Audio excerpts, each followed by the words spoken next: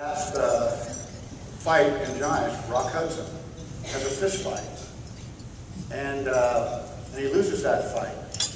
And he loses that fight defending the right of his Hispanic daughter-in-law, who early in the movie he didn't want.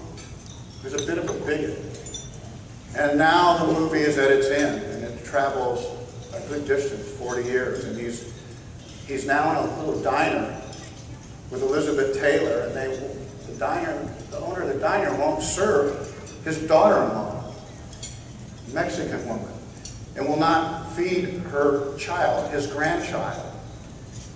And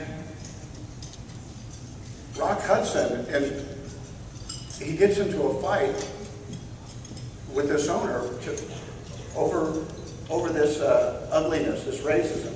And Rock Hudson doesn't fight in that movie as the glamorous Rock Hudson we know, as the matinee idol. He fights his ugliness as now an older grandfather, a graying, clumsy grandfather, and he gets beat.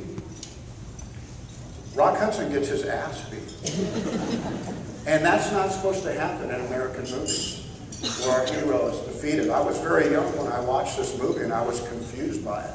My hero was on the ground. He was beaten, and he was bloody, and I was confused by this. As a young man, I was actually embarrassed that he lost. And then I didn't really know what to think about that until Elizabeth Taylor, who was also gray now, and had suffered through all the greatness that Rock Hudson had achieved in Texas, seen on his good side, his bad side. And she leaned down to him as he slumped against the wall. And she wasn't embarrassed at all. And with tears in her eyes, she said, "You never stood tall." Rock Hudson was defeated, but he gained more in defeat than he ever did in his oil empire. And to hear those words, I thought to myself as a 9-year-old, 10-year-old, I want somebody to say that to me.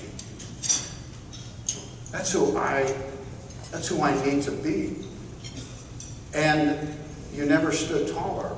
And so the movies, they can inform us. They should inform us. They're about stuff. You know, it's our women that brought us here. Our women point out the problems in life and say, you know, once you get your act together, I want you to start solving this one. I mean, there's only